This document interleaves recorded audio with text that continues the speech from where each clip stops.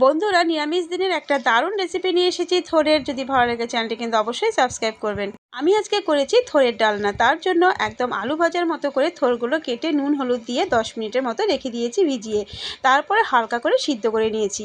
এরপরে আগে থেকে কিছুটা ডুমো ডুমো করে আলু ভেজে নিয়েছি।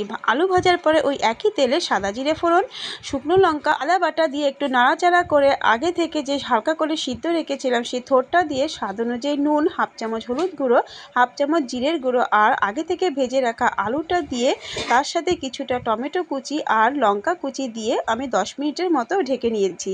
10 মিনিট বাদে ফিরে এসেছি, আমার থোড়টা কিন্তু ভালো মতো সিদ্ধ হয়ে গেছে।